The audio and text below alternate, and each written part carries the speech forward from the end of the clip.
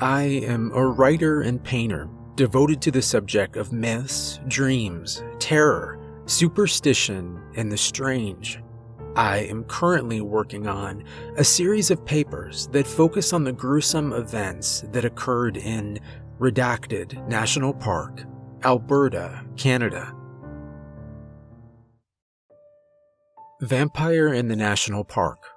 Interview transcript of Jacob Wingate. At the request of the family members of the deceased, the names have been changed. Out of respect for the dead, the rest has been told exactly as it occurred. October 25th, 2011. Reporting Officer, Detective Adrian Wozniak. We would like to make an audio recording of the interview, if that's okay with you.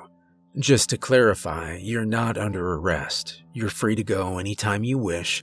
Just listen to us. You don't have to answer any questions and stuff like that. We just want you to relax and open up to us. We're not going to jump on you and give you a hard time or anything like that. We're here to let you talk to us. Or to talk to you a little about how you've been doing and how you're feeling.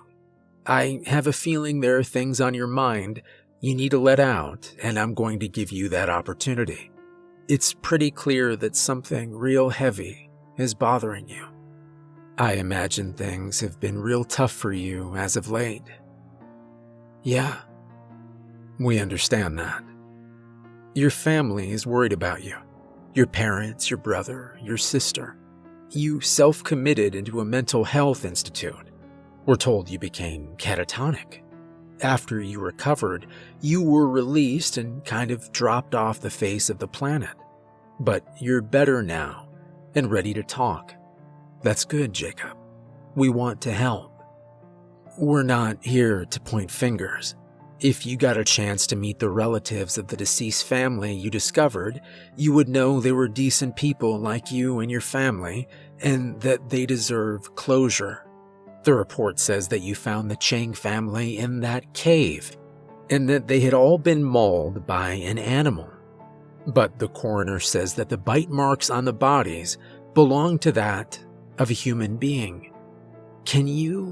I want to tell you everything that I saw, experienced, that I learned. I want to fully cooperate with you, but I know you're not going to believe me. I don't expect you to. I don't see how you possibly can. Even I have a hard time believing my memory. Just start from the beginning. Okay? I was a volunteer with SARVAC. That's the Search and Rescue Volunteer Association Canada. Right. We had received the call in May. It was fire season. I'm sure you remember that. Huge amounts of land were burned, communities swallowed up by flames. Plumes of smoke drifting across the country, even down into the U.S. I remember the fire bans that were set in place. Fire permits were canceled. No open flames of any kind. Hefty fines were handed out to violators. Tell us about the call that was made that day. It was early morning when a park ranger came across the campsite that was in shambles. He happened to be driving by in his Jeep when he noticed a group of tattered tents. The windows of the SUV were shattered. The ranger thought it looked like a possible grizzly attack. The parents, 2 daughters and son, were nowhere to be seen. There was no blood, no animal hair or prints. If a predatory animal attacked them, there should have been something. I know. It could have been any number of things. Bear, mountain lions, wolves. Tell us about when you arrived. It was still morning when we arrived at the national park. Even though the sun was rising, we couldn't see it because of all the smoke that the wind carried with it. The sky was still dark and gray. In the past, people have gone missing. Hikers, seasoned outdoor people, old, young. Sometimes it was a case of someone straying off a path or making a wrong turn, but for the most part they would be found alive and shaken. But something seemed different about that day. There were multiple teams of people dispatched through the park, on foot, with scent hounds, horseback, jeep, helicopter. Hiking trails were searched, main roads, back roads. We had people going through the brush. The report says you discovered a cave about 10 kilometers south from the campsite. Yes, it was an undocumented cave. Nobody had known about its existence until recently. My team had been in charge of going through the brush on foot. The dog handlers were arguing among each other.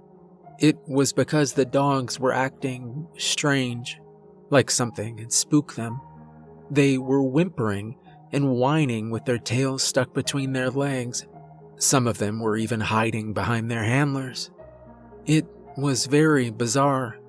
The dogs seemed sure about the scent trail, but as soon as we got to a certain area, they recoiled in fear. What can you say about the cave? The cave. How did you find it? At the time, I had entirely failed to notice where I was going exactly. It's hard to describe what I felt. Like I was in some kind of trance. I almost felt like I was being called by someone. I don't mean I actually heard a voice, but I felt compelled to head in that direction. And on the ground directly in front of me, I found a pink Nike shoe, a little girl's shoe. At that moment, it was as if I returned to consciousness. About 20 yards from where I found the shoe was the cave entrance obscured by large spruce trees. After you discovered the shoe, you found the cave and you decided to check it out.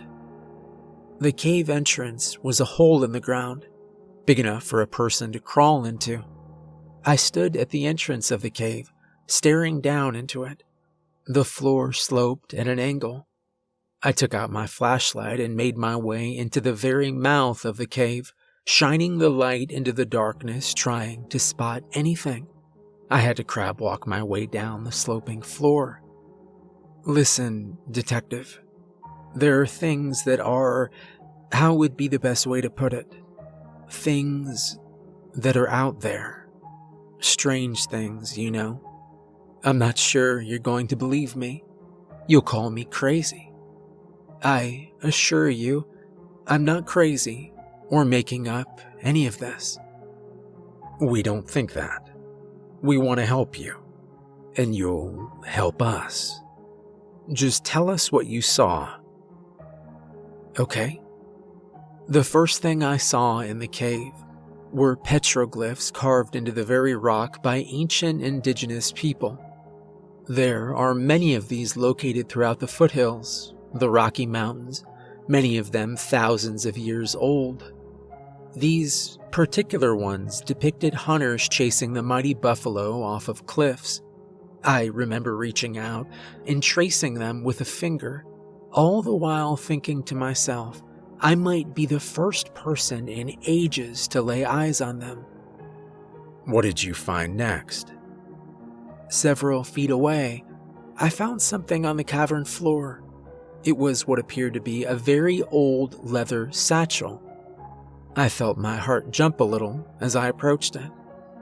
It was cracked and coated in countless layers of dust. I carefully opened the bag and found a broken compass, a rusty water canteen, a leather-bound book titled Le Demon, and a flintlock pistol with the year 1715 engraved into the side. I remember staring down at the contents of the bag, with the flashlight becoming warm in my hands. I sat there, trying to make sense of things. That's when I was startled by a noise. What was it that you heard? It sounded like something being broken, a snapping sound. What did you do next? I shined the light farther down the cave tunnel, from where the sound came from. I decided to move towards it, but it required me to go farther down the sloping cave floor, and when I got to the bottom, I saw a pair of feet, One foot a pink Nike shoe on it, the other was bare. I hurried down as fast I could and found a girl of no more than 7. She was dead. Her neck had been broken. But there were other injuries listed. Yes. On both sides of her neck were deep puncture marks, her arms and legs as well. All the color in her skin was gone. It was as if all of her blood had been drained. And the look on her face, that expression of complete horror. I could hear the sound of my beating heart in the silent cave. I began to feel faint. I began to cry right there in those depths. The cold indifference of the universe had hit me like a train. This child suffered an agonizing death in that inky darkness. With my trembling hands, I began reaching for my radio, but I was distracted by another sudden snapping sound. The rest of the Chang family was down there. They were piled on top of each other, like a heap. They suffered the same fate as the little girl, broken necks and punctures on the legs and arms, blood removed from their veins.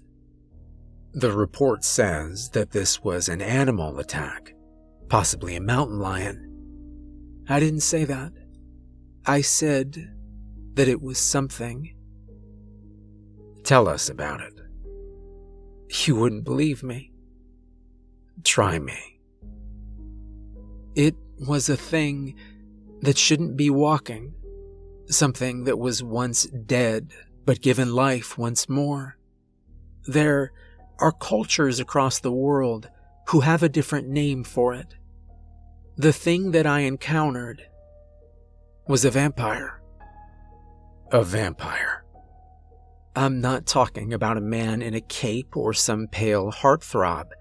I'm talking about a creature, a parasite, a leech. While it shares similarities to things in nature, it is a thing that should not exist. What I saw was crouched on top of the family members, directly above the father.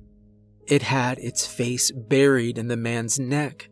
I distinctly remember hearing a sucking sound. The man was still alive. I could hear weak choking sounds coming from his throat. I can still hear it now. What did it look like? At first glance, it looked like a small human being, much like a child. I don't even know the best way to describe it. Do you watch the National Geographic Channel, Discovery, Nova? If you have, you're probably familiar with Otzi the Iceman, that 5,000-year-old ice mummy that was discovered frozen in the Alps. That is the only thing I can compare it to. It was draining the life from that poor man. Its eyes were closed, and it was moving its head from side to side. It withdrew its bloody maw from the man's neck and cruelly broke it. It turned its head towards me and opened its eyes. They were like black marbles, the pupils a bright red. I froze in place. My mind simply could not accept what was right in front of me. My body began to feel numb. I was having difficulties breathing, and my thoughts were racing through my brain. Primal fear had taken over. It was that very fear all of us inherited from our ancestors, the very ancestors that would have been scratching the dirt, very mindful of the day hours left, because the night was dangerous. That was when beasts would come out. Stealthy, like phantoms. You would never know they were there until it was too late. Now and then someone would sleep just a little bit too far from the fire and be pulled away into the long grass. Their agonizing screams would fade into the night. I think that maybe human society is like a little bubble that we like to surround ourselves in. We surround ourselves with light, noise, and other people to keep out the cold, dark, and the unknown that exists on the fringes that forms the wider universe. We shun the notion of an otherness being out there beyond the human world waiting to come in. Maybe the reality we live in is a dark and capricious universe that allows these things to exist. Perhaps one day you're just going on about your everyday life and the universe just points at you and says, "Oh, there you are, a curious human being. I've been looking for you." What happened next? The next thing that the creature did was to stand up, baring its sharp teeth like a feral animal. It cocked its head and smiled at me. It started to speak. It talked to you. At first, it was an incomprehensible, whispering gibberish, but soon it became clear. What did it say? "I am the past. You are the future." What does that mean? I don't know. The thing took one step towards me. In a desperate panic, I drew my emergency flare gun and fired directly at the thing. The whole chamber was lit up with a blazing red light from that sizzling flare. A moment later, I realized that the creature had actually caught the flare in one of its hands and was holding it. I bolted out of there. I scrambled back up the cavern and tripped out onto the surface. A beam of sunlight broke through a clearing in the smoky sky. Next, I made contact with the rest of my team and told them about the family down in that cave. Armed officers made their way into the cavern. They found the deceased family, but there was no sign of the creature. That thing is still out there. I don't think you can hunt it down and kill it. Is there anything else you can say? Yes. I spent some time looking into the history of the park. Back in 1985, a team of geologists discovered a hidden burial chamber at the base of one of the mountains. Inside that vault was what appeared to be some kind of box, a stone and wood coffin. Radiocarbon dating places it in the 29th century BC. Nobody knows who the coffin was meant for or what happened to the remains.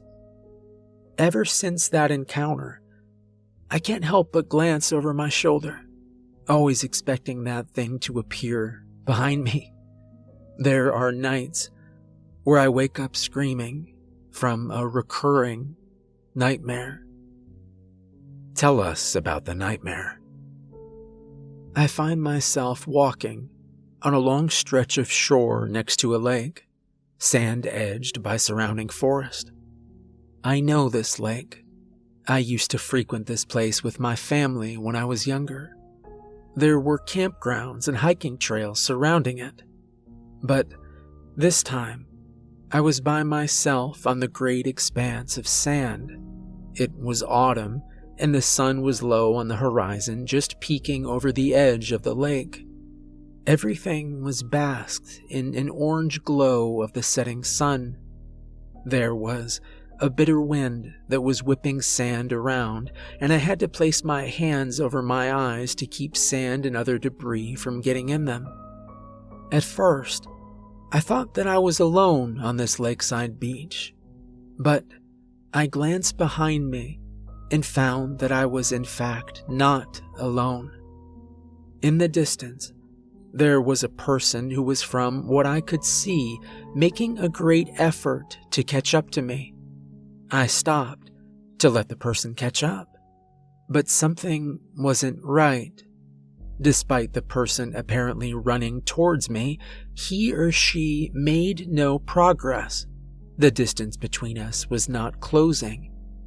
I guess apprehension took over me because I decided to start moving, and that's when I heard something. It was like an electronic mewling sound, like a bass note from a synthesizer. It was coming from behind me, from that person. I looked behind me, and I really wish I hadn't.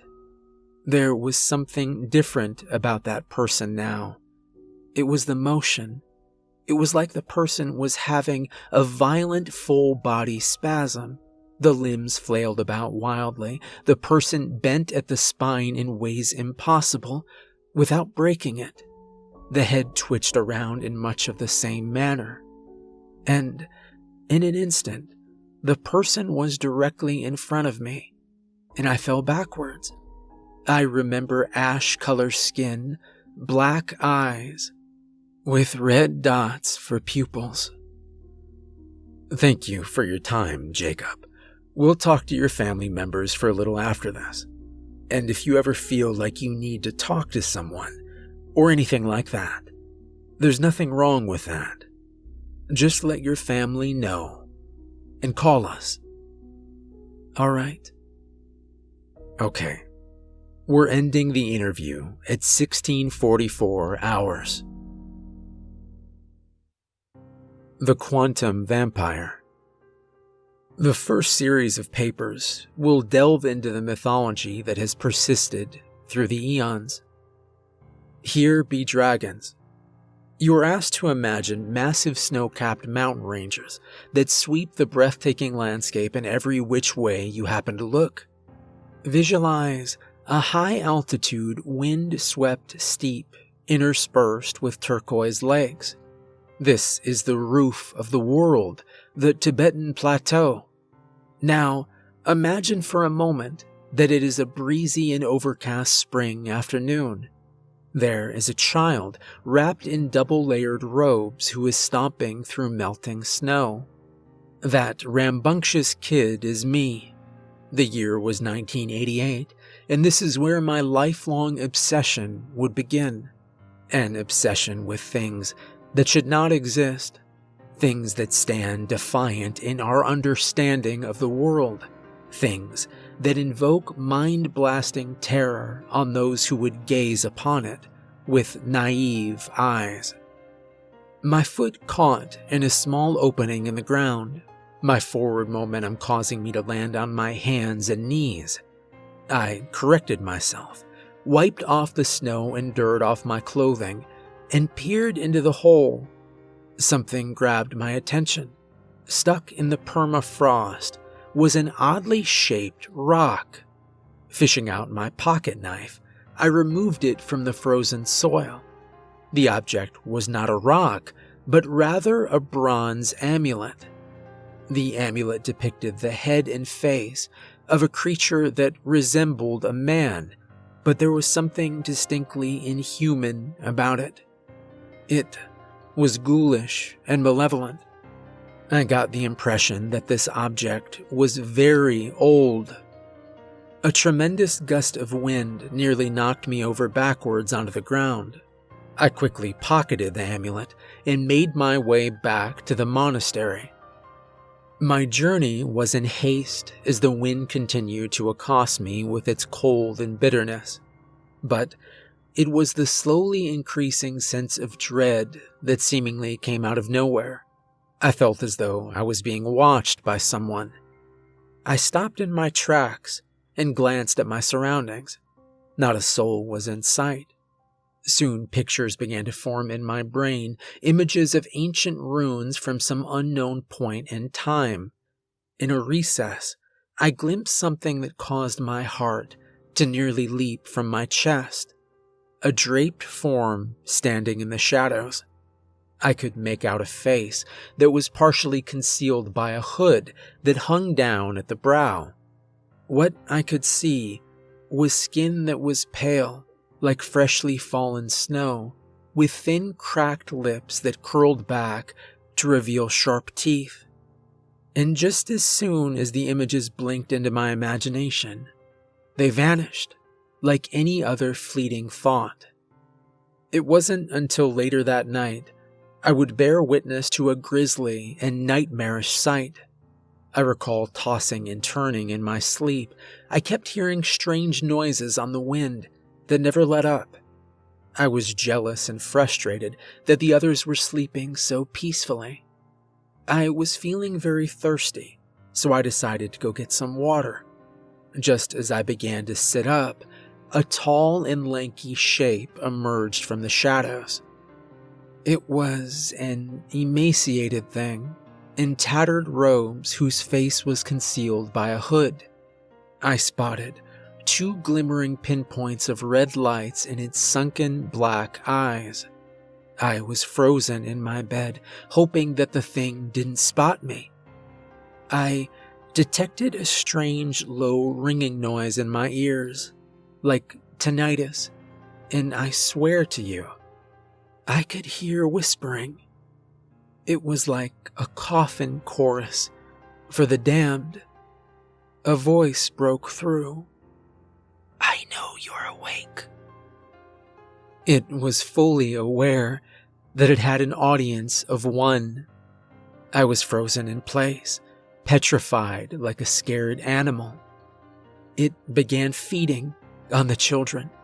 One by one, it clamped its jaws onto their necks, carnivorous teeth plunging through tissue and drawing up blood. The grotesque sound of its feeding, the sudden opening of the victim's eyes, confused and terrified at what was happening. And after it was done, it proceeded to swiftly break each of their necks. Their heads were rotated completely around with sickening cracks. Tears were rolling down my cheeks, and the sudden realization that I was the last one hit me like a storm. I wanted to scream. I wanted to race out of the monastery. I wanted to escape. It raised a bony finger to its lips. Shh. The looming shape approached and knelt down right next to me, moving its head towards me. I became conscious of a distinctive metallic odor, mold and soil. The red shimmering pinpoints in its eyes dilated like an eclipse. It stretched out a pale hand and opened its palm. A grave and disembodied voice commanded me. "You have something of mine. Give it back to me, little one." With trembling hands, I reached under my pillow and withdrew the bronze amulet and placed it onto its waiting palm. The thing closed its fingers around it and stood up. It vanished in the blink of an eye, leaving me alone in the dark with my dead friends. Vampires. They're everywhere you look. In movies and television, literature and art, even video games and Halloween costumes. All around the world, there is a belief in vampires. Ever since the dawn of time, humans have believed in such things. There are so many ancient legends, so many variations of the vampire creature. Some are shambling ghouls who dig themselves up from the ground to feed on the living. Others are glamorous sex symbols who charm their victims. Some can even turn into bats or other animals. Legend would tell you that they burst into flames when exposed to the sun, staking them through the heart is a surefire way of eliminating them, and that they dislike silver and garlic. We are to believe that they cower in fright from religious icons and prayers. Or to prevent the recently deceased from returning, rocks were crudely shoved into their mouth before burial. None of these things are accurate or correct. Even if you were able to destroy such a creature, their essence would be carried on the wind only to find another host to inhabit. Quantum vampires are an outside alien consciousness that can inhabit a physical form and use it as a vehicle for its own purposes, feeding off of living things to sustain its hold in their existence. But it's impossible to understand the motives of creatures from the spaces between and what they truly want. From my research, I have found that there are 13 that exist in the world, scattered across the planet. There is no secret vampire society or underground cult. If anything, they're isolated and highly territorial. While it is true that there are people out there who worship and venerate them as if they were deities, there is no alliance. We are like cattle to them. They want to draw our blood like a crimson lotus and lap it up with their tongues. Lore of the land. Just imagine for a moment that you're a time traveler, a visitor through time and space. Prairie bedrock built of layers of sediment accumulated over a period of tens of millions of years. At one point, they lay submerged beneath an enormous shallow sea. Speaking in geologic terms, a recent cataclysm, the Rocky Mountains of the West pushed upwards to the sky like otherworldly monoliths. Eventually, land would emerge, a tropical land where the mighty Tyrannosaurus and other massive beasts existed. However, there would come a time where things changed. That was when the ice would arrive. In the past billion years, there have been at least 3 ice ages, each one roughly lasting 100,000 years. The ice would advance and retreat. In the last ice age, giant sheets of ice would carry massive rocks and debris to the north and the Rocky Mountains, eroding and smothering the land. You would hardly see the land. Instead, a vast ocean of ice and snow would greet you. Then, about 12,000 years ago, the ice began to melt. The land was carved by raging glacial waters, creating lakes and rivers. In present time, the beautiful prairies are the result of such a lengthy process, a landscape that consists of gorgeous forest, grasslands, hills and valleys, canyons and colorful cliffs that reveal different sediment layers. One can see the mighty buffalo grazing on luscious grass, powerful grizzly and black bears journeying through the wilds, coyotes and wolves running about in packs, and stealthy mountain lions stalking the dense brush. It is a primitive landscape that can haunt your imagination with its elegance. It is known that First Nations people have lived in what is now Canada for at least 15,000 years, although there is evidence that suggests they may have arrived even earlier. For thousands of years, nomadic hunting people followed big animals for food in their desperate struggle to survive. Many groups of these wanderers coalesced into tribes with their own ways of life, their own cultures and beliefs. This, of course, serves as a backdrop to something which defies mankind's understanding of the natural world. There is something that exists within the Rocky Mountains and the foothills of Alberta, something that has existed for an unfathomable period of time.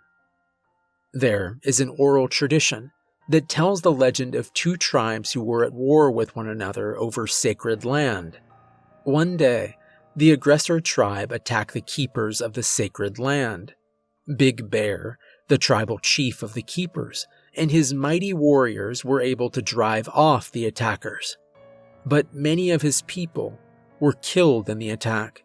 His wife and his son were among the dead. Over time, Big Bear became a diminished man who was heartbroken for the loss of his loved ones.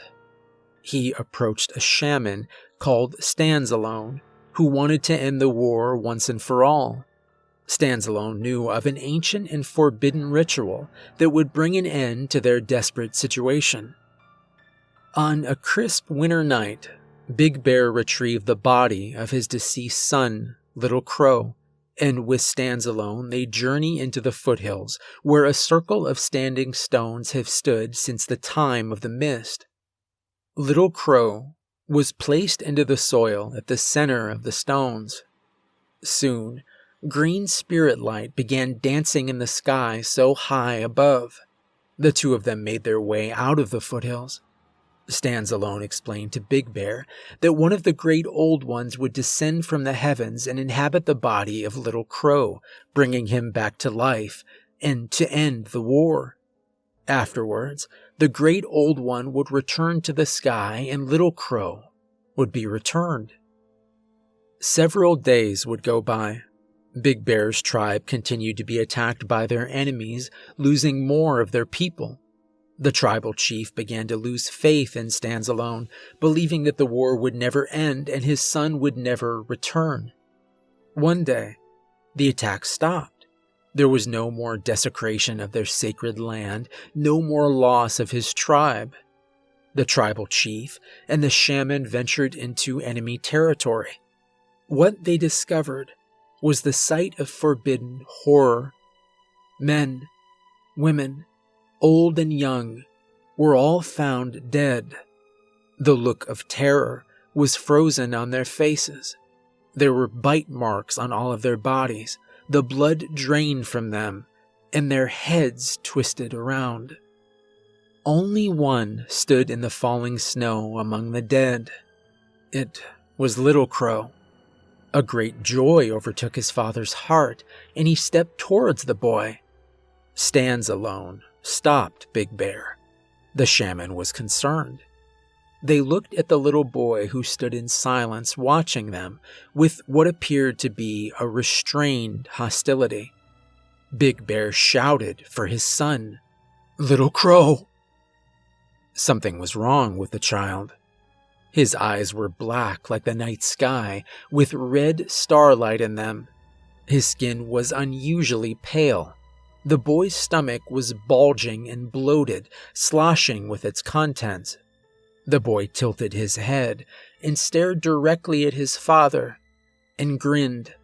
His teeth were sharp, like arrow tips.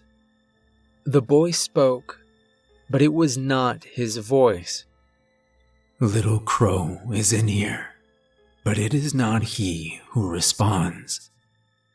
Stands Alone got in between father and son. He knew something was wrong. Their enemies were slain. The war was over. The task completed. The Great Old One should have released the boy. "In the name of our ancestors, I command you to leave the boy. You must return him to his father, and you must go back." Little Crow snarled and clenched his blood-soaked hands. I am older than men. I am older than the mountains and rivers. I am older than your world. I am eternal. Do not call things into your realm that you cannot send back. Little Crow pounced onto the shaman and bit down on his neck, drinking his very life and snapping the old man's neck. Big Bear attempted to restrain the boy, but Little Crow threw him down into the snow. I am the infinite thirst. I am the darkness from beyond the stars. I will return to your tribe and satiate my hunger, and you will watch. And so Little Crow returned to the tribe later that night, dragging his screaming father by his feet. The boy, who was being driven by the Great Old One, began attacking everyone. Unbeknownst to Little Crow, there was another shaman who foresaw this. A box was constructed from granite and wood. It was then filled with soil from the standing stones. Soon, the song of beating drums and chanting men calling for their ancestors to aid in their time of need filled the air. Just as the sun began rising in the morning sky, Little Crow was blinded by it and forced into his prison of stone and wood and sealed within. It was hidden in a dark cave at the base of a mountain and sealed away. 300 years ago, a group of French alchemists who were obsessed with immortality heard the legend of Little Crow and began seeking out his burial site. They made a black pilgrimage into the Rocky Mountains. During their journey, they performed a hymn. They discovered the sarcophagus that was hidden away for thousands of years and loosed him onto the world. Little Crow was free once more. The Great Old One now haunts the wilderness, always questing for new horrors. It's interesting to note that several fascinating finds were discovered throughout Redacted National Park in 1985. A mass grave containing vast amounts of human remains was unearthed. There was also a strange coffin made of stone slabs and wood found within the mountains. A curious archaeologist discovery indeed. Unfortunately, there were several bizarre deaths that happened shortly after the discovery. The site of the coffin was in a cave where the soil was teeming with an unknown species of protozoa that had ill effects on the people who first entered the cavern. Swift Runner and the Mountain Lion. The never-ending flow of time would continue, and man would cross paths once more with eldritch evil. It was December 1874 when Swift Runner and a frontiersman named Boone were tracking down a man-eating mountain lion, responsible for several deadly attacks at a nearby outpost. It was a gray, overcast day with a light snowfall. Armed with flintlock rifles, the two men followed a trail of bloody footprints into the forest. Hours went by, and the sun was starting to set. They found a clearing in the trees. In the middle of this snow-covered field, they found the mountain cat perched atop a large quartz rock. The mountain lion was staring down at them with its yellow eyes. It was watching them with predatory curiosity one might expect from such an animal. The wind suddenly picked up in strength, causing the snow to drift. Swift Runner and Boone shouldered their rifles and took aim. Just as they were about to open fire, they were both distracted by a low ringing noise in their ears, followed by disembodied whispering coming from the surrounding trees. The ringing noise increased in volume and intensity, causing both men to fall to their knees.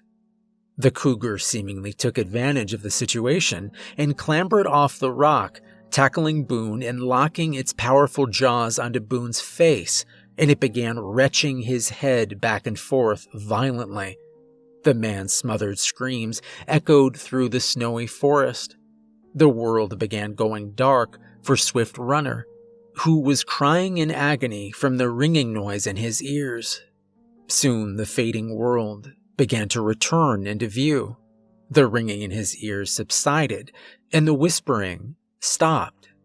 Boone was gone, and so was the big cat. All that remained was blood and the rifle in the snow. The snowfall became even more heavy now, visibility becoming worse, and the biting wind increased with savage gusts. A moving shape appeared in the distance, moving toward him like a terrifying apparition. Swift Runner was not alone in this secluded field. It was child-sized. It was gaunt, with skin pulled tightly over its frame, like a frozen and mummified corpse. The malignant thing spoke to him. "My pet has developed a taste for the flesh of humans. It is going to be a long winter, after all." Swift Runner trembled from the cold and the terror that stood before him.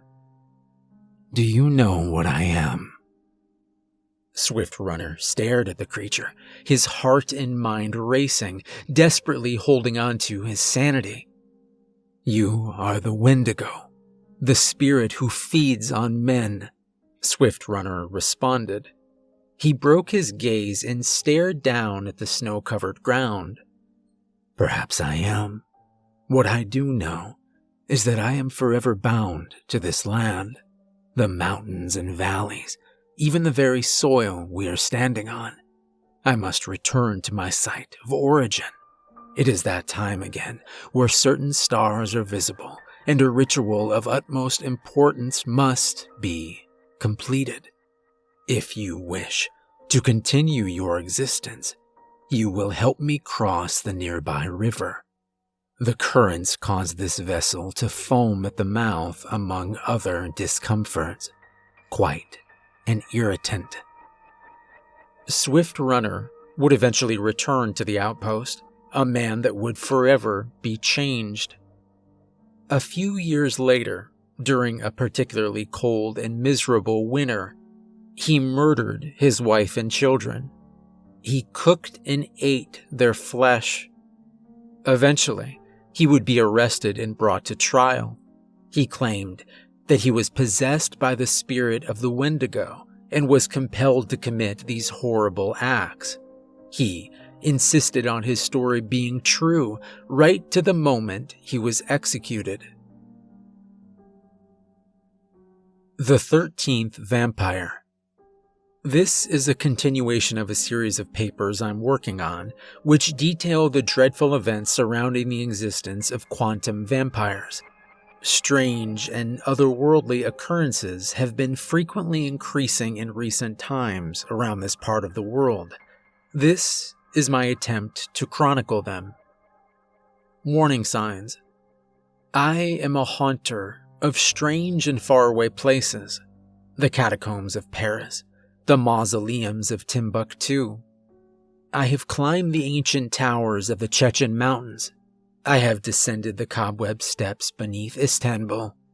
I have visited places where ancient evil once walked.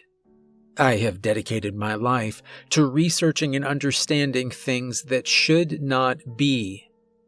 The city the reader is asked to consider is Carswell. It is located just north of the 55th parallel north. It was originally founded as a series of trading posts in 1892. The city is surrounded by farmland to the north, east, and west. To the south is the vast boreal forest, which is populated by aspen, tamarack, lodgepole, pine, jack pine, and black spruce. All of this extends well into the foothills of the Canadian Rockies south and southwest of the city. However, the forest in and around the city have long since been reduced by human activities such as oil and natural gas exploration. The terrain around Carswell is generally flat to gently rolling, with ravines and deep river valleys. The city is bisected by the Tuscany River, which originates in the ice fields of Redacted National Park, which is located 260 kilometers from Carswell. I journeyed to this part of the world to investigate a new cycle of vampirism. We are now at a unique point in time and space to witness such an event. I met with Audrey during midsummer of 2012. She arranged to meet with me at the Royal Museum located in downtown Carswell. Audrey was aware of my research and discovered something that would be of interest to me. She was an archaeologist from Asheville University who was involved with a year-long excavation in the national park in Alberta, Canada. Audrey was an elderly woman with a weathered oblong face. Her green eyes were tired and bloodshot. Her frizzy winter white hair was hastily tied up in a ponytail. Her clothes hung loosely off her weak and frail form. Her movements were lethargic and painful. It was as if she was on sanity's edge. Her team had stumbled upon an area rich with a concentration of artifacts. The importance was clearly evident right off the bat. Her team went to the location and dug a couple of holes and uncovered archaeological materials, spear points, arrow tips, knives, scrapers, that all would have been fastened to a wood or bone handle. Her team was pulling this stuff up in chunks of boreal loam every time they put a shovel in the ground. Ancient nomadic people frequented this area about 12,000 years ago, when the glaciers were gradually retreating. Farther exploration of the surrounding area revealed a stone circle in the center of a field overgrown with beautiful sunflowers. It was constructed by the ancients thousands of years ago. It was a medicine wheel that had an astronomical significance.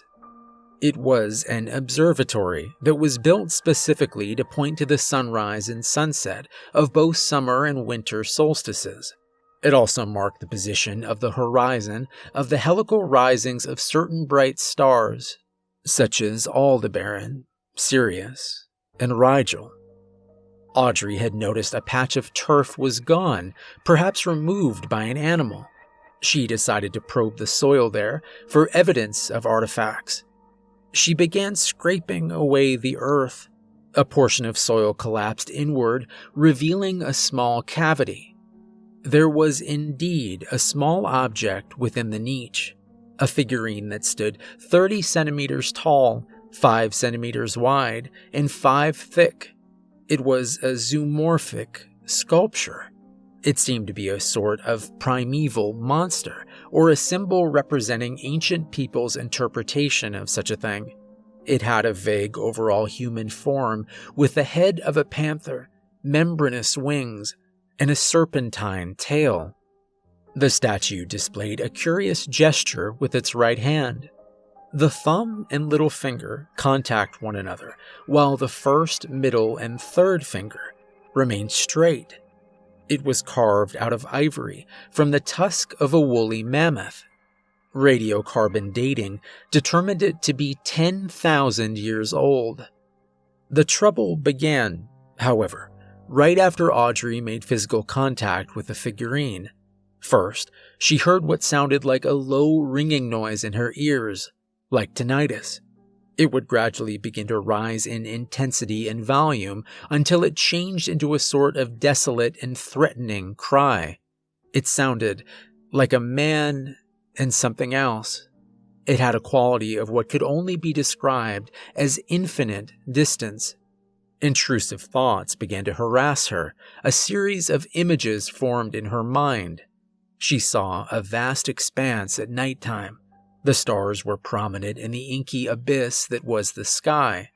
Nearby trees gently swayed from a cool breeze, and she saw a field of sunflowers surrounding a circle of cyclopean stones. It was the medicine wheel. A shuffling sound caught her attention. She glimpsed shifting soil at the sacred site. An indistinct personage began to rise from the ground, to stand fully upright with soil crumbling off its frame. The shape began to make a guttural clicking noise like some kind of prehistoric carnivore. 2 red pinpoints of bioluminescence sparked into existence in its eyes. The form raised its right hand and touched the tips of its thumb and little finger while keeping the other finger straight. The spectral shape spoke to her with a demonic voice. "I see you." From her colleagues' perspectives, they thought she was having a heat stroke or something of that nature. She would snap out of the state and collapse to her knees, her mind reeling. The things Audrey said would make little sense at first, but in the back of my mind, the memory of the demon monk would return to me. The bronze amulet I discovered in the permafrost of the Tibetan plateau. In that position of time and space, I would become momentarily entangled with ancient evil. Immediately afterwards, a strong gust of wind would kick up dirt and dust, nearly knocking her over. The burst of wind shook the trees in the field of sunflowers.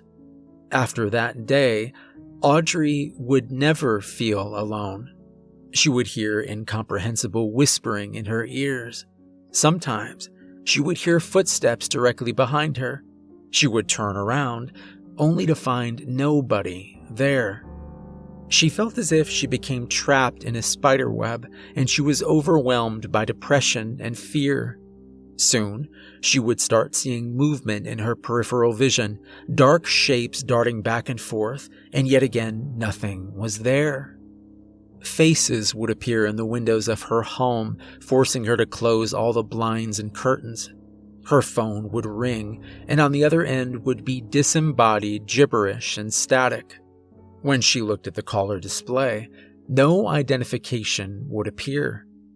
Audrey went to see the doctor and was given a prescription to calm her nerves and to help her relax. For a time, the prescription helped ease her anxiety, allowing her to focus. She felt it deep within her mind that these strange occurrences were not psychological and that something was truly happening to her. That's when she contacted me. Audrey brought with her a dusty oil knapsack. Inside it was the accursed figurine wrapped in a towel. She told me not to touch the nameless statue with my bare hands. She explained to me that everyone who handled the figurine was found brutally murdered. The cause of death was exsanguination. Afterwards, their necks were brutally snapped or their heads crushed by some unknowable strength. She handed me the knapsack and told me to lock the artifact somewhere safe. She walked away from me with her head hung low, leaving me alone in the upper level of the dinosaur exhibit overlooking a massive brontosaurus skeleton. My attempts to contact her ended fruitlessly. Her colleagues told me she'd gone missing. I questioned them if she said anything. They told me that she was speaking about strange things, ranting about shadows watching and the spirit of the lonely places. I felt my heart sink into my stomach. 1 week later, the mutilated remains of a female washed up onto the bank of the Tuscany River with deep puncture marks on her body. The majority of her blood was missing. Her head was hanging on only by a few shreds of muscle tissue. Her mouth was full of sand and stones, her teeth and jaws smashed to bits. Farther investigation revealed that her remains were infested with an unknown species of protozoa. She suffered the same fate as those who handled the figurine. And just the same, she too was shipped off to the CDC because of the mysterious biological contamination. Audrey had been visited by the wrath of the quantum vampire. It is a loathsome thing, ancient and primitive, yet more advanced than Homo sapiens. It is an outside alien consciousness that is capable of infiltrating a host body and taking complete and total control of the nervous system. It does this by entangling itself with the molecular makeup of the vessel. The body and mind succumb to the will of the invading being and is subsequently changed into a hideous bloodthirsty parasite with an indefinite lifespan. According to Eldritch tomes, it takes 1 full year for the process to complete. Afterwards, the newly formed organism is more hardy and resistant and possesses several frightening abilities. The vessel becomes the embodiment of gluttony, greed, and excess. It is never satisfied after drinking the blood of its victim, or several. It is always seeking to inflict endless cruelties onto mankind. It is the great enveloping cosmic darkness. It likes to indulge itself on the suffering of man. It likes to watch us despair. It forces us to see ourselves as animal and ugly, to remind us that we are beasts with big brains. It originates from a place that is distant yet close. It comes from the spaces between. I think there is a real possibility that one day the Large Hadron Collider may offer a glimpse into these spaces. I worry that for a brief moment in time, the barriers between the real and unreal will be down, and the great old ones might be looking in on us, perhaps to sit next to the campfire and tell us the true horrors of reality. Throughout the history of mankind, the quantum vampire has been invited into our plane of existence through forbidden and arcane rituals. There are eldritch tomes around the world that have been written about these entities. They are records of mankind's attempt to comprehend these otherworldly beings whose existence stretches back to an unfathomable gulf of night. These are the known avatars of the quantum vampire. 1.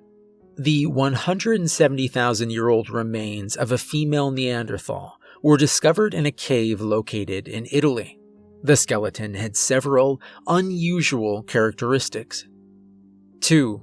Sometime during the last ice age, a Paleo-Siberian would become the next manifestation.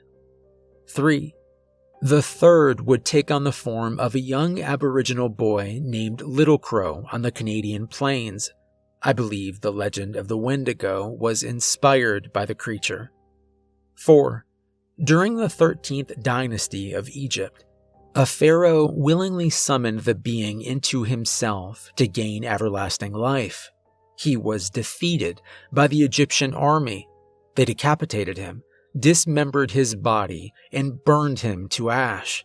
To their horror, the entity was released from the pharaoh's body and was carried away by the wind to seek another host.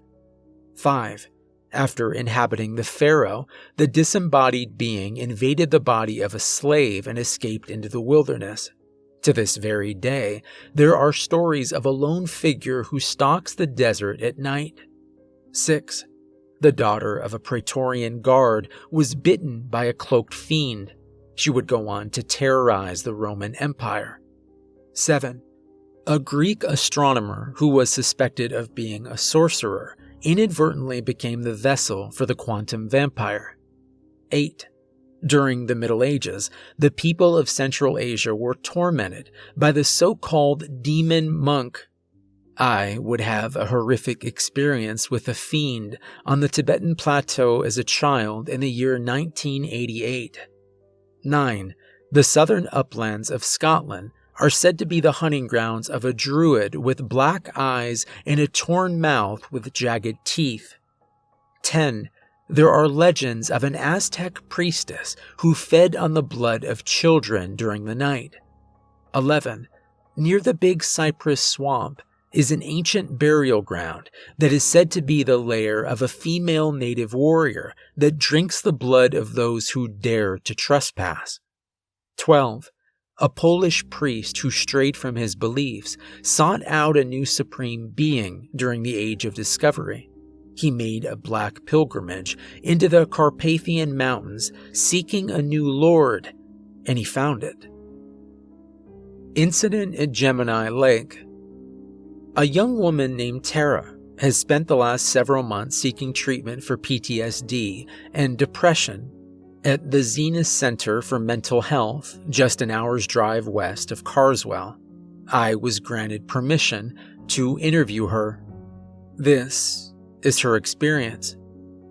We had an Indian summer in the autumn of 2012. Imagine 28.9 degrees Celsius around this part of the country in the middle of October. That doesn't happen very often. Me, Emma, Dalton, and Rusty, his Rhodesian Ridgeback, all piled into the Subaru Outback and made the 40-minute drive to Gemini Lake for one last dip in the water before the cold.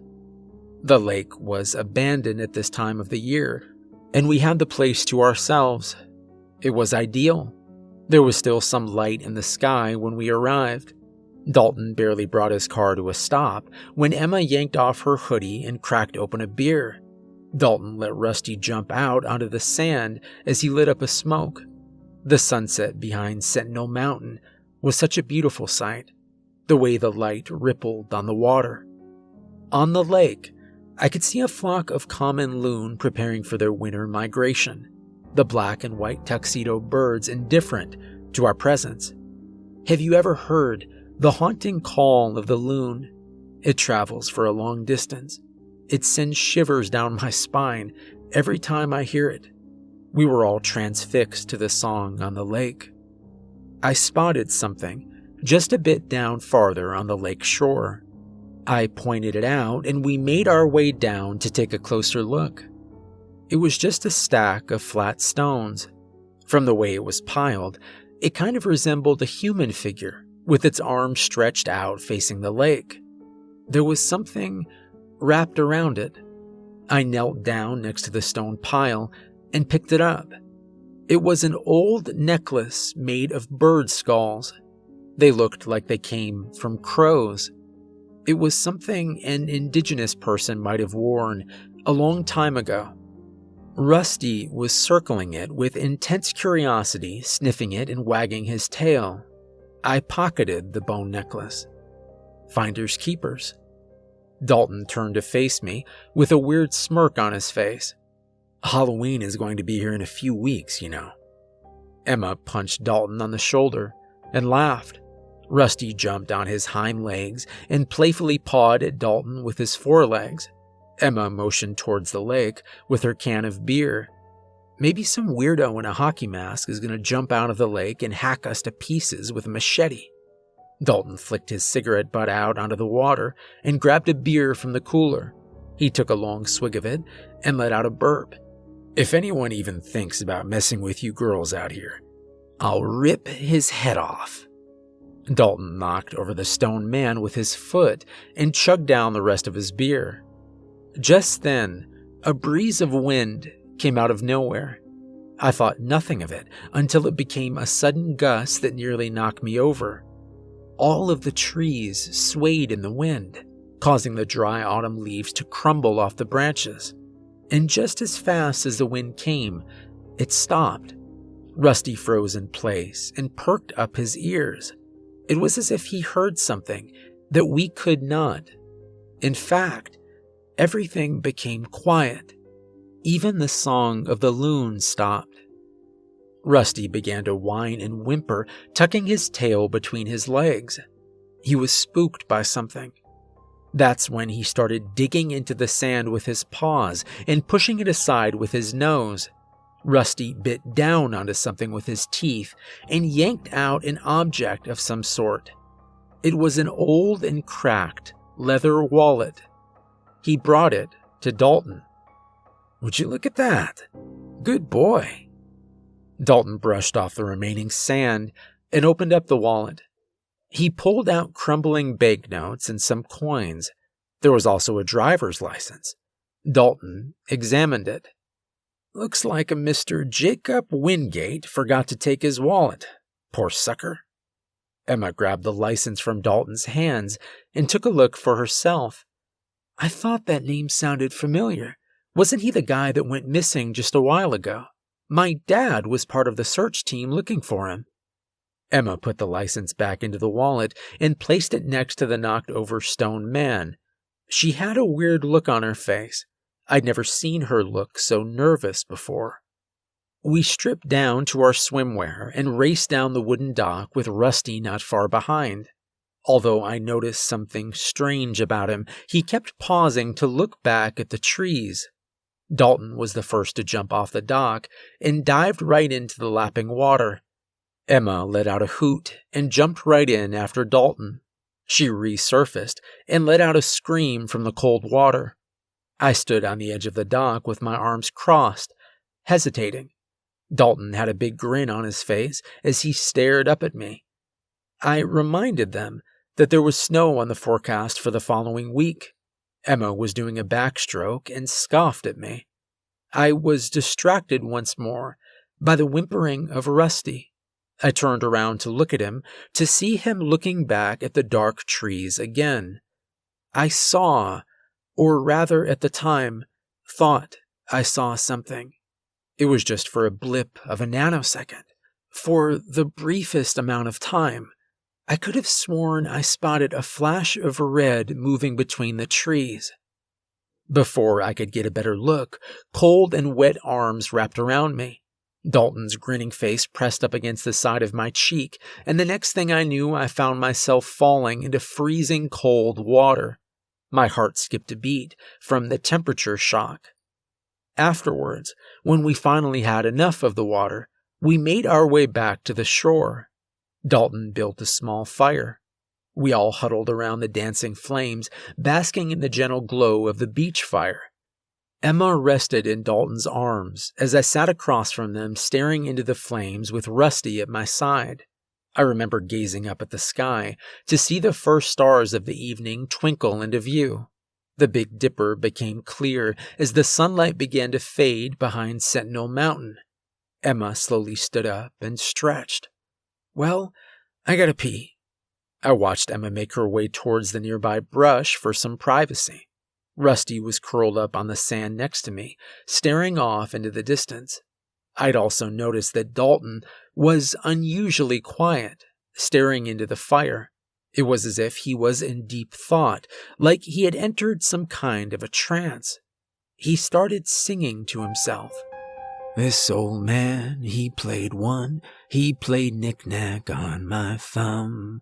With a knick-knack, paddywhack, give a dog a bone. This old man came rolling home. A blood-curdling scream startled us, bringing Dalton out of his trance. Rusty jumped up, letting out a whine. He took off running towards the source of the scream. Once again, another scream sounded. It was the high-pitched scream of a woman. It was Emma. I glanced at Dalton with concern, and he looked back at me with wide eyes. We got up and rushed towards the brush on the trail of Rusty. This time, there was another cry, a loud, painful yelp. A dark shape came flying towards us from the brush and landed on the sand between us. The crumpled and mangled heap was Rusty. The dog's body twitched and convulsed violently. He was broken in half, folded like an accordion. Dalton let out a sorrowful cry. Oh my God, what the hell? Amid the chaos and confusion, Emma emerged from the brush, shambling towards us, holding the side of her neck with a hand. There was blood spurting out of a wound on the side of her neck. She was sobbing in complete horror and shock. Dalton took one step towards her. Emma? And just as soon as she appeared, there was a powerful gust of wind.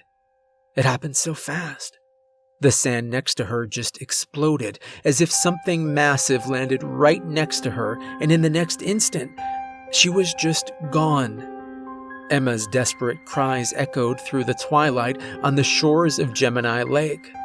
Soon, the screams stopped. There was now only total silence. We had no idea or understanding of what had just happened. I think our minds were swirling in a daze of shock and confusion. Childhood memories of the monster under my bed returned to me. I could feel a deep chill creeping throughout my entire body. I think the fight or flight animal instinct was kicking in. A cold burst of wind kicked up sand and debris around us, and the next thing you know, a shape appeared several meters in front of us. It was a person standing barefoot on the sand. He was wearing a red zip-up jacket with a hood up and blue jeans. His clothes were frayed and tattered. They were covered in dirt and mold. It was as if he climbed out of the ground or something. He had a shock of blonde hair that wildly poked out from under the hood. There was something very wrong with him. His skin was really pale, like ash, and there was something wrong with his eyes. The whites of his were black like obsidian, and his pupils were red like the glowing embers in a campfire. That's when I knew who or what we were looking at was not a human being. I know that sounds crazy. It had the appearance of a man. It stood like a man. But there was no way it was a man. It was something that just passed off as a human at a glance. The stoic look on its face suddenly changed into a grinning smile, revealing sharp teeth. It started to sing. Its voice was deep and gravelly. This old man, he played too. He played knick-knack on my shoe with a knick-knack, paddywhack, give a dog a bone. This old man came rolling home. Dalton was knocked onto the ground by the thing in the red hoodie, pinning him down. Its movements were frenetic, like a rabid animal. Dalton let out a high-pitched, agonizing scream. I remember the sound of tendons ripping. Dalton writhed in pain and torment. The thing suddenly buried its face into Dalton's neck. I was completely frozen in place. I couldn't move.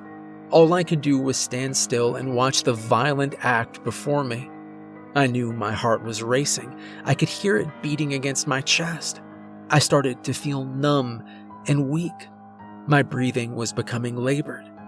After the screams stopped, after Dalton stopped struggling, the thing that looked like a man reached for a nearby rock and caved Dalton's face in with one powerful, swift blow.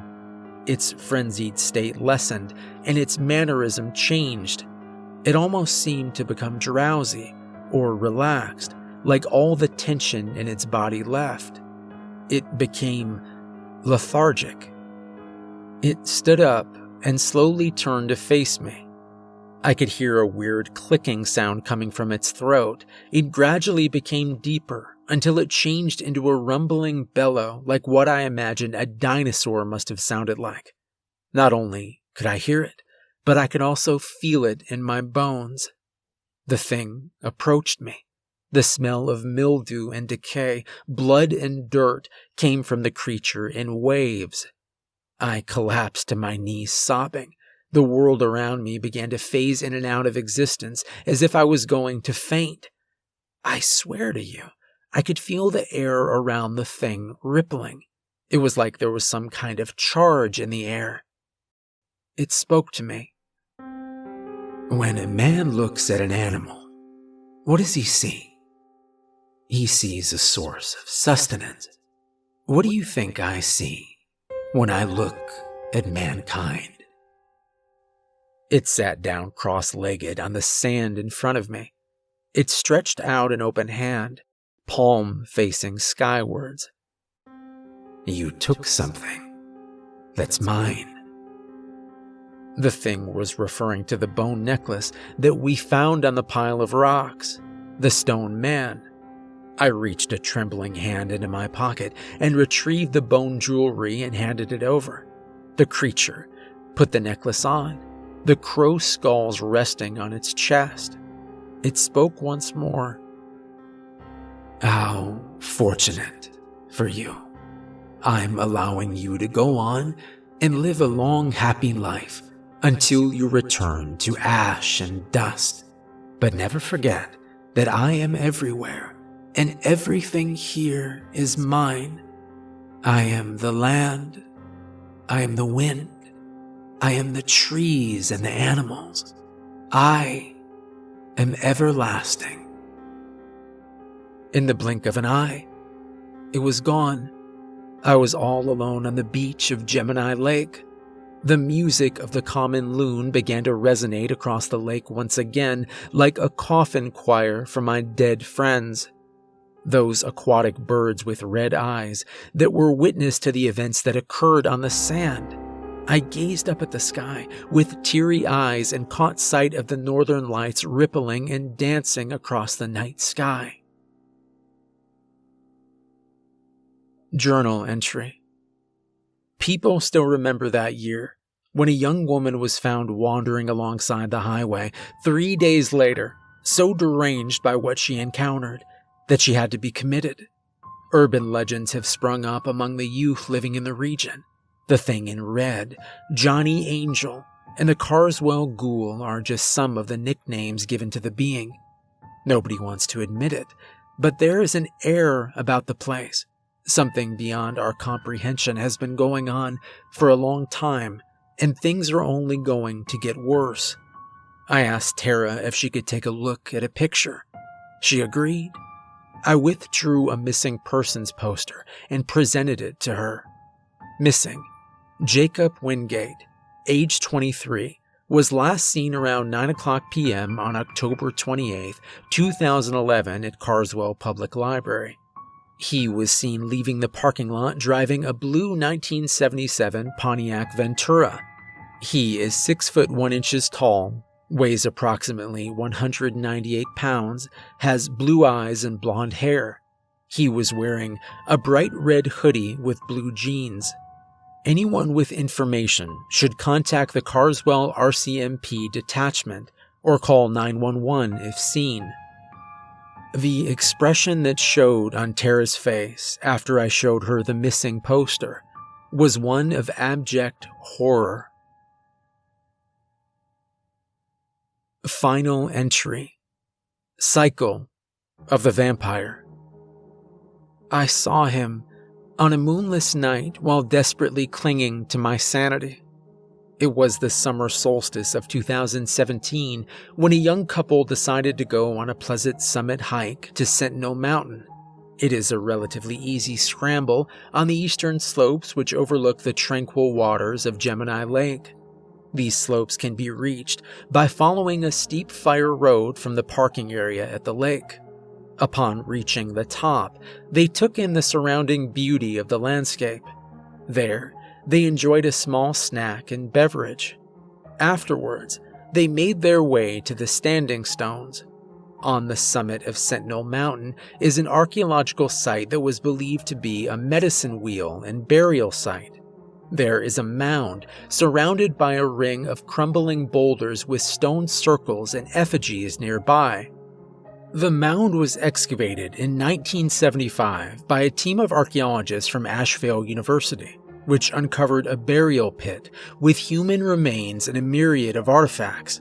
The site was dated to 15,000 years ago. The wife caught sight of a cleft in the ground not far from the ancient site. Upon taking a closer look, they discovered the entrance to a small cave. The cave was no more than 5 feet high and 11 feet wide, and 25 feet deep. The husband noticed a slightly raised portion of the floor was bordered by a circle of rocks. Just outside the circle was a neat pile of flat stones which were stacked in such a way to resemble a human being with outstretched arms. Nagging curiosity compelled them to dig into the soil with their bare hands, and brushing the dirt aside, they discovered human remains. The couple reported their find to the RCMP, who dispatched officers to investigate. Shortly afterwards, the RCMP contacted the Asheville University located in the nearby city of Carswell. A team of archaeologists were assembled to excavate what were the remains of an ancient mummified child. A small bone fragment was collected from the mummy, and radiocarbon dating revealed that he died nearly 5,000 years ago. This is what was officially released to the public. There are several anomalies that have been kept secret. An individual who wishes to remain anonymous contacted me. This person explained that the burial site itself was not ancient, but rather it was dug up very recently, and that the remains were placed in there. Things would take an even stranger turn when the autopsy was performed. Inexplicable discoveries that would defy our understanding of biology and the natural world.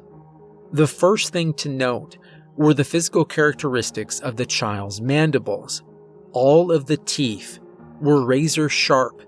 The jaws were rigid with tendons, muscles, and ligaments that gave it flexibility comparable to that of a snake. Despite the apparent outward appearance of the withered corpse, the musculature beneath showed little decay and was still red. Truly a curious find indeed. It was revealed that the brain and several other internal organs were fresh as well as not desiccated as one would expect.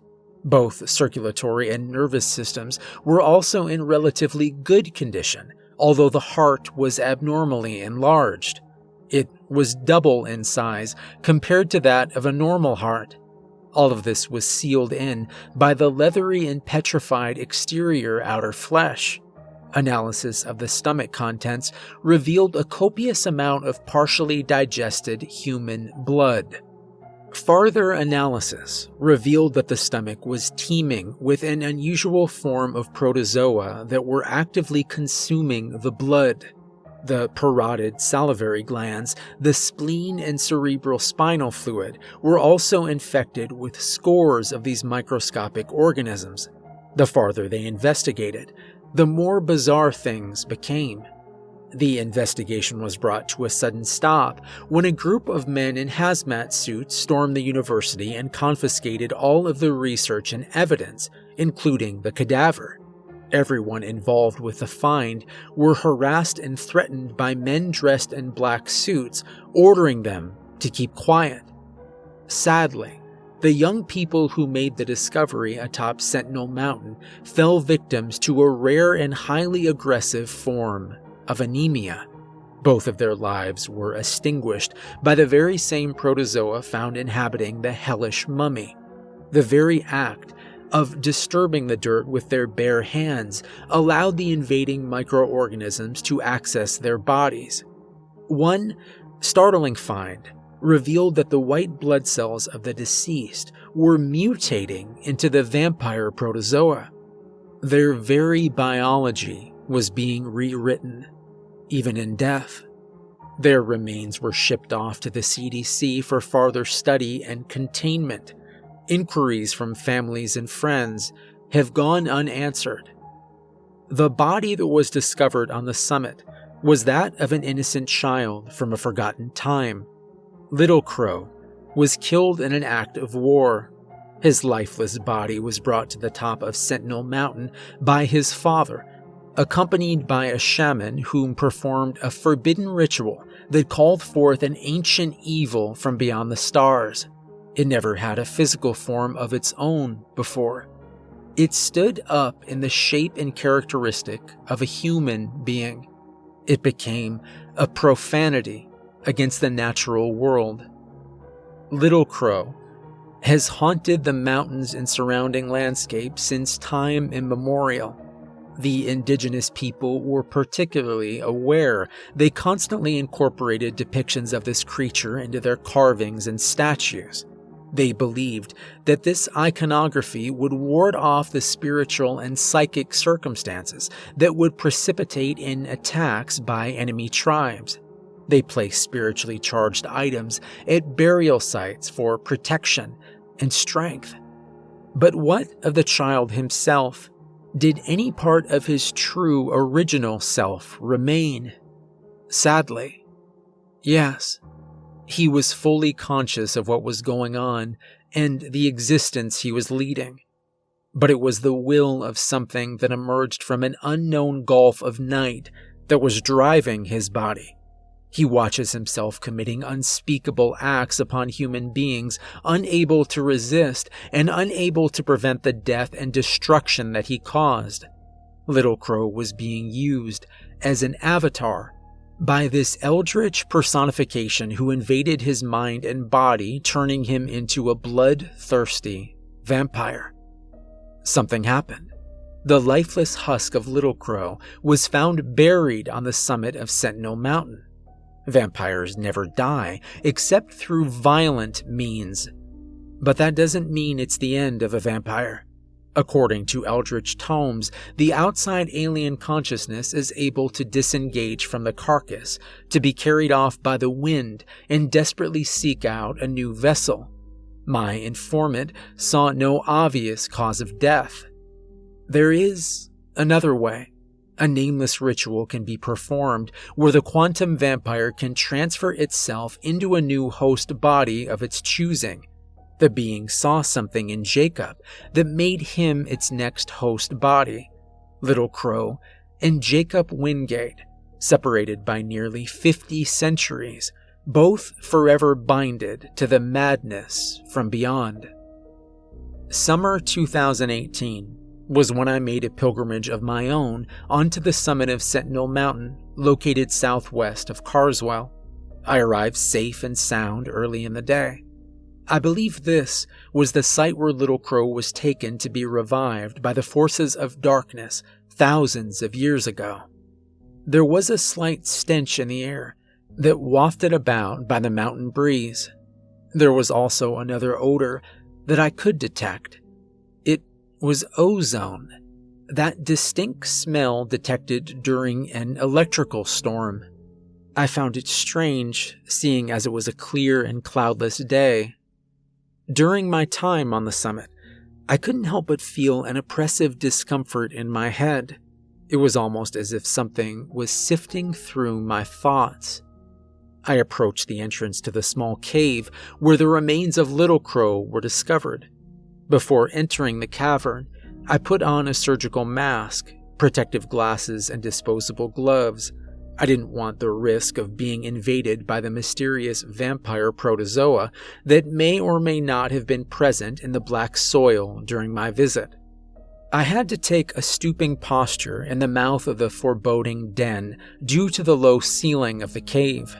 I switched on my flashlight to illuminate the way. The darkness of the chamber became overwhelming as I neared the former grave site of the ancient vampire. An eerie feeling began to invade my mind. It was the old saying that I felt like I was being watched. On the right side of the passage, I caught sight of something on the wall. It caused me to instinctively jump back in fright. On the wall next to me was what appeared to be rock art. The art was not ancient, but very recent from the color and freshness of the paint. It was a mural that depicted the face of a hooded man with light skin, blonde hair, black eyes, with burning red orbs for pupils. Its mouth was agape, revealing rows of sharp teeth. I stared into the eyes of the mural. The face seemed very familiar to me. It bore a striking resemblance to the avatar of the 13th vampire. There was no mention of the mural from the couple who found the ancient mummy, nor from the team of archaeologists who excavated the area. It must have been someone with a keen interest in the rising ghoulish myths in the area, tales of a boogeyman who stalks the night questing for new horrors and determined to quench its infinite thirst. In this case, the truth is stranger than fiction. Nobody wants to admit that there's been something going on in these lands for a very long time. Mention the word vampire, and people will scoff. But that works in favor of the vampire. Its power relies on darkness and obscurity. It is a thing with no shape or form, but it exists the same way that wind exists. You can see its effects. Once the quantum vampire takes a host, you can also see its effects. It is alien. It is the other. Its very existence cannot be encompassed. It is said that Copernicus took Earth out of the center of the universe. Darwin took humans out of the center of the biological world. But it is the quantum vampire that takes humans and uses them for its own means. Humans who believe they are above everything and are at the top of the food chain. How wrong we are. I became fixated on the mural. I carefully examined the details of the image. I began thinking aloud. Are you awake, Jacob Wingate? Are you asleep, Jacob Wingate? My mind was busy with so many intrusive thoughts. Once I brushed them aside, I noticed the surrounding darkness became thicker. I became aware of that ozone smell from outside. I must be very deliberate now and choose my words carefully. Perhaps it was the cave acoustics. It started off as an indistinct pulse or rumble. It changed into a whisper. Imagine for a minute if somebody walked up right behind you and got right up close to your ear without your knowing. What are you looking for, little one? My skin began to crawl. A shiver ran down my spine like bony fingers.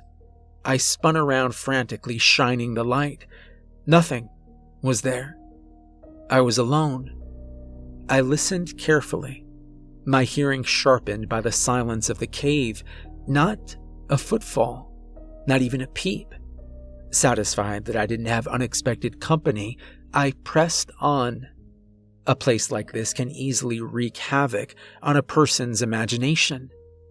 At the end of the passage was a shallow depression in the cavern floor. It was the burial site. A ring of stone surrounded the hole with a stack of flat stones neatly piled in the shape and aspect of a human being. I shined the light into the empty grave and spotted a layer of charcoal and partially burned items on the bottom. I gazed up at the roof and saw where the flames licked. I carefully reached into the grave and pulled up the charred remnants of a photo album. I flipped it open and saw family photographs of a father and mother, a girl, and 2 boys. The girl was named Samantha. She was the elder. David was the middle child, and Jacob was the youngest of the 3. A single photograph slipped out from the album onto the ground. I swiftly picked it up. It was another picture of Jacob. He was holding a large black cat with piercing green eyes. I turned the picture over. Written on the back was Jacob in Salem, 2008. Little is known about Jacob. He was a very secretive individual. He was born February 14th in the year 1988 to Robert Wingate and Matilda Dombrowski. Jacob had a very happy childhood, according to his parents. They gave him just about everything he wanted. He received good grades in school and was often described as a quiet and polite student. He got along just fine with his older siblings. They would spend countless summer afternoons playing on the shores of Gemini Lake. Other times, he would go to the local arcade with them and sink coins into the machines. He was deeply passionate about astronomy. He would often spend many nights gazing up at the cosmos. Jacob was a bit of a loner. He seemed to live in a world of his own. He would go on long solitary walks or bicycle on the local trails. He was also a lover of all things ancient and strange. He was also said to possess a quirky sense of humor. Later in life, he earned a living working at a sawmill where his father was a respected foreman. Jacob was also a member of the Search and Rescue Volunteer Association of Canada. He was known to be proficient at finding people.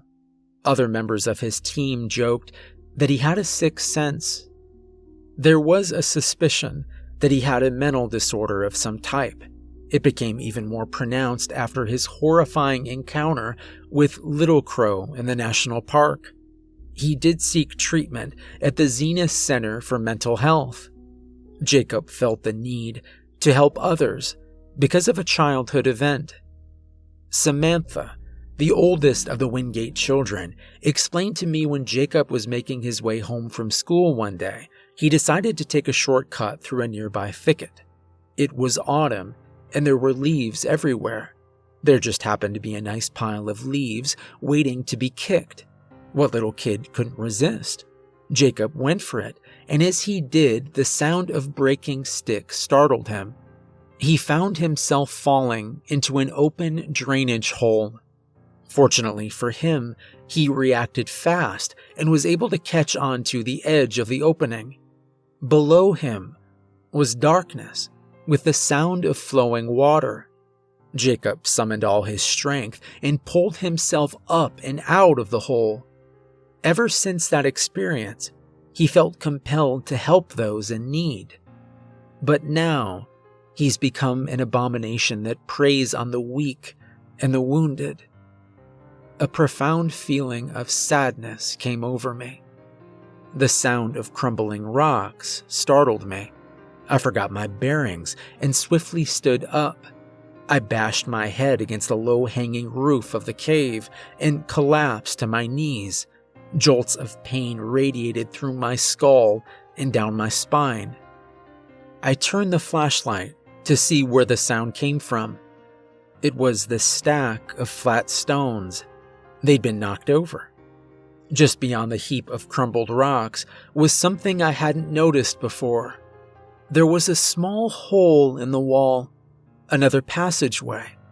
A stealthy rustling sound came from that opening. That's when I saw it. 2 yellow eyes. Have you ever seen the glowing eyes of an animal when you shine a light in their face while they're off in the distance? That's exactly what I saw. It emerged from the opening and approached me. I saw a spotted brown and silvery coat, a wide face and tufted ears. It was a medium-sized wildcat, a lynx, A deep guttural growl emitted from its throat. It darted towards me. I instinctively brought my arms up in a defensive position in anticipation of a mauling. To my relief, the wildcat bounded over me and sped off towards the outside world. It's hard to say how long I sat in that darkness, but the throbbing agony in my skull and neck urged me to conclude my search. I slowly and painfully stood up, careful not to bump my skull a second time. I made haste out of the tomb and was greeted by welcoming sunlight where vampires cannot follow. To clarify, vampires are not harmed or killed by sunlight. It simply hinders their vision. It's more of an irritant to them. Although they can withstand the low light levels during dawn and dusk, they very much prefer the dark of night. I was alarmed by the sudden cawing and chirping of a solitary magpie perched atop one of the standing stones. The curious black and white bird watched me intently. One for sorrow, as the old nursery rhyme goes. A slow and cold horror grew within me. Later, I found lodging in a nearby inn. I was sore and exhausted from my ordeal in the cave. I decided to eat a light dinner and go to bed early. It didn't take very long for me to doze off after my head hit the pillow. Pictures come to the eyes of one trying to sleep. A dream, a nightmare. I was a disembodied observer slowly drifting through the gutted remains of an abandoned building surrounded by forest. Next, I found myself moving through a gloomy tunnel. I was following a black cat with bright green eyes. It was carefully moving across a floor littered with countless human bones. I followed the cat until I reached a chamber where it darted into the shadows and out of my sight. Smoke was rising and swirling from a semicircle of burning barrels. The orange glow from the flames danced on the cement walls. They were lined with rows of rusty steam pipes and valves. A large mound of soil was in the middle of these burning barrels. A malevolent figure stood firmly on the top. It was something that had the appearance of a person, but it was not a person. It wore clothes, a red hood and blue jeans, frayed and tattered, caked with dirt and grime and gore. A necklace of bird skulls hung loosely around its neck. I knew what was inhabiting the shape and form of that young man. It has many names. The Great Old One, the Otherness, the Dweller of the Gulf, the Demon from the Stars, the Wendigo. The thing was not alone. A cowering shape was also at the top of the mound, a homeless woman. Her hair was wild and tangled. Tears and mucus dripped off of her face in the dim orange haze. The look on her face told me she was on the brink of insanity. The hooded figure loomed over her, its burning red pupils dilated like a camera aperture. It was studying her. It got right into her face and said a single word. So.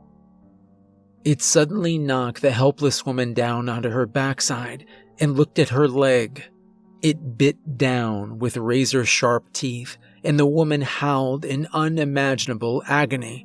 The creature ripped a huge chunk of tissue and spat it out.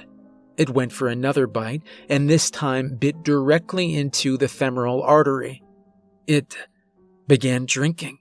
I could see the life gradually slipping from the poor woman as her fluids were drained. Once she was extinguished, the fiend withdrew its dripping maw from her leg. It swiftly wrenched her neck. The human abomination remained knelt next to its finished prey and stared into the darkness. A deep guttural clicking sound came from its throat content with a blood meal. It gently rolled the body down the mound. The hooded figure made a kissing noise, like it was trying to get the attention of a pet. A large mountain lion lumbered from the inky recess. Its coat glowed in the dim orange light from the nearby fire. There was something peculiar about this animal. It was immensely old. Its fur was faded and gray. The ancient panther sniffed the dead woman and started pawing at her remains. It clamped its powerful jaws around her head and yanked her away into the shadows. The hooded figure shifted its gaze on me. It spoke with power and authority. "Are you awake, little one? Are you asleep, little one?" I opened my eyes. I remember staring up at the ceiling, back at the inn. Everything was vast and the orange glow from the setting sun beaming through the window. Eventually, I would return to my slumber. My eyes would snap open once more. Darkness would greet me. I could sense that something was wrong. I tried to sit up, but found that I could not move. I was paralyzed. There was a slight glow coming from the front of me. Something materialized on the dresser. An object. There was some kind of distortion to it, like the heat shimmer on a road during a hot summer day. It was a small ivory statue, a vague human form, membranous wings jutting out from the shoulder blades, a panther head with a mouth stretched in a feral grin, a serpentine tail poised to strike, the right hand displaying some kind of gesture, with the thumb and pinky finger making contact while the remaining three were straight. Upon realization, a sharp and intense burning pain in my chest began. The pain radiated into my jaw and my left arm. I was having difficulties breathing. It was the accursed figurine carved from the ivory of a woolly mammoth 10,000 years ago, unearthed by archaeologists in the national park. It was the idol given to me for safekeeping by an elderly woman, the head archaeologist. She made it clear to me not to touch the figurine with my bare hands, just like she and her colleagues did. A curse was transmitted to them, allowing them to become entangled with the quantum vampire. It brutally killed each of them, one by one. I had placed the object inside a heavy-duty lockbox made of lead for safekeeping. I then stored the lockbox in a self-storage facility. There was a whisper, a voice. Something was speaking to me in my head. It was singing. "Oh, what a night for sweethearts, stars in the sky above. This is our chance for sweet romance.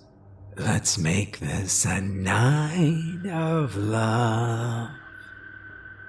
The mechanical growling of a vehicle pulling into the parking lot caused my heart to flutter.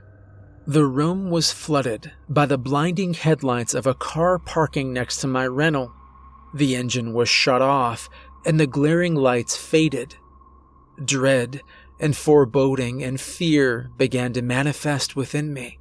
I became overwhelmed by confusion. A car door was opened and then shut. I heard the room door being unlocked. Silence. The door slowly creaked open. I became conscious of the earthy smell of soil and mold mixed with carrion. A presence.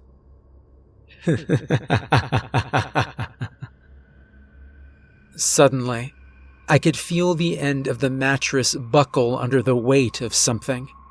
In my frozen state, I could see a hooded shape walking up on the bed. Next came the crushing pressure of immense weight on me. The thing sat down on my chest like a gargoyle. Dry earth rattled down onto the bedsheets. The situation was reminiscent of the nightmare the oil painting from 1781 by artist Henry Fuseli. I could now see the identity of my guest. Tendrils of blonde hair stuck out from beneath the hood. A disk of flies angrily buzzed around its head, picking at the sticky coagulated blood smeared around its mouth. The skin was pale and white, like freshly fallen snow. Jet black eyes with blazing red pupils fixated on me with curiosity. It placed a clawed finger over its lips.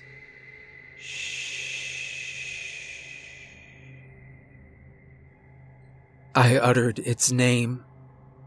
The expression on its face was remote. It responded. A low, cracked voice.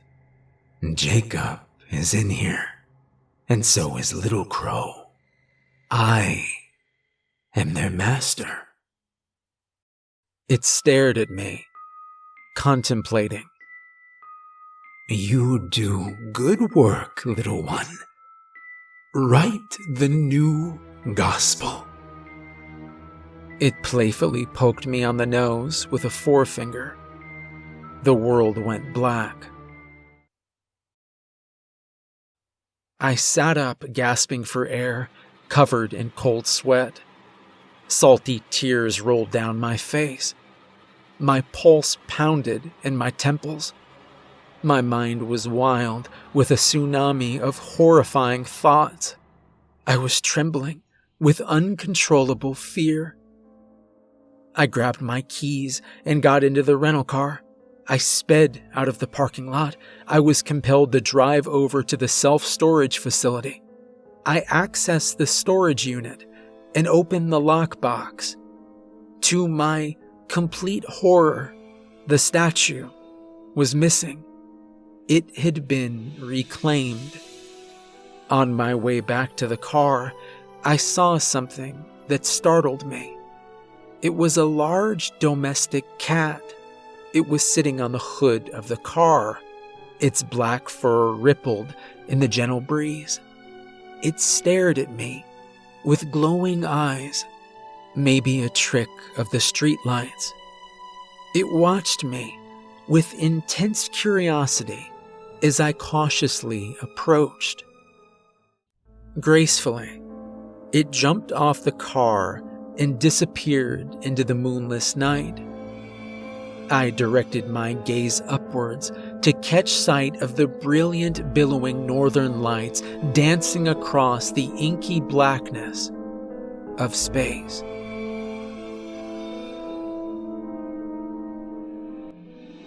Hey everyone, I hope you enjoyed the video. Vampire stories are probably my absolute favorite, with witch stories a close second. If you'd like to support me further, I also started a Patreon recently, and there's a link in the description.